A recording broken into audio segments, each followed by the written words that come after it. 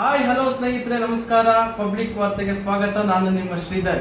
ಏನು ಕೇಂದ್ರ ಸರ್ಕಾರದ ಮಹತ್ವಾಕಾಂಕ್ಷೆಯ ಯೋಜನೆ SIR ಮತದಾರರ ಪಟ್ಟಿ ಪರಿಷ್ಕರಣೆ ಒಂದು ಜಾರಿಗೆ ತಂದಿದೆ.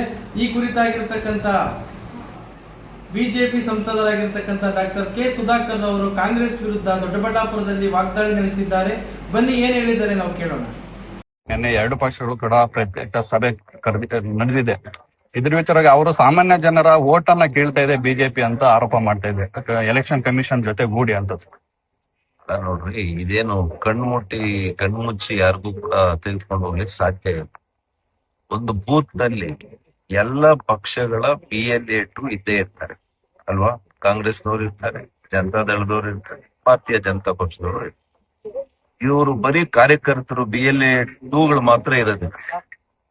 ಸರ್ಕಾರಿ ಅಧಿಕಾರಿ ಇರ್ತಾರೆ, PLO ಅಲ್ವಾ, ಬೂತ್ ಲೆವೆಲ್ ಆಫೀಸರ್ಸ್. ಸೊ ಅವ್ರು ಎಲ್ರಿಗೂ ತೋರಿಸಿ ಯಾರು ಸಾವಾಗಿದೆ ಅಂತವರ ಹೆಸರನ್ನ ತೆಗಿತಾರೆ. ಸಾವಾಗಿರೋರ್ದು ಇರ್ಬೇಕಾ ಮತಪಟ್ಟಿಯಲ್ಲಿ, ಅದನ್ನ ತೆಗಿತಾರೆ. ಯಾರು ಬೇರೆ ದೇಶದಲ್ಲಿ ನೆಲೆಸಿರ್ತಾರೆ, ಬೇರೆ ಊರಿನಲ್ಲಿ ನೆಲೆಸಿರ್ತಾರೆ, ಅಂತವ್ರ ಹೆಸರು ಇಲ್ಲೂ ಇದ್ದು ಅಲ್ಲೂ ಇರ್ಬೇಕಾ, ಎರಡ್ ಕಡೆ ಇರ್ಬೇಕಾ, ಅದನ್ನ ತೆಗಿತಾರೆ. ಇದನ್ನ ಬಿಟ್ಟು ಆ ಗ್ರಾಮದಲ್ಲಿರುವಂತವ್ರು, ಆ ಬೂತ್ ಅಲ್ಲಿ ಇರ್ತಕ್ಕಂಥವ್ರ ತೆಗಿಲಿಕ್ಕೆ ಸಾಧ್ಯನೇ ಇಲ್ಲ. ಹಂಗಿದ್ರೆ ಬೇರೆ ಪಕ್ಷದವರು ಕಂಪ್ಲೇಂಟ್ ಮಾಡಲ್ವಾ? ಹಾಗಾಗಿ ಇದು ದುರುದ್ದೇಶದಿಂದ ಕೊಡ್ತಾ ಇರ್ತಕ್ಕಂಥ ಹೇಳಿಕೆ ಬಿಟ್ರೆ, ಕಾಂಗ್ರೆಸ್ನವರು ಅವ್ರು ಚುನಾವಣೆಯಲ್ಲಿ ಈಗಲೇ ಸೋತಿದ್ದೀವಿ ಅಂತೇಳಿ ಅವ್ರು ಅರ್ತಿರೋದ್ರಿಂದ ನಾಳೆ ಸೋಲಿನ ಪರಾಮರ್ಶೆ, ನಾಳೆ ಸೋಲಿಗೆ ಏನ್ ಕಾರಣ ಕೊಡ್ಬೋದು ಅಂತೇಳಿ ಈಗಲೇ ಹುಡುಕೊಳ್ತಾವ್ರೆ.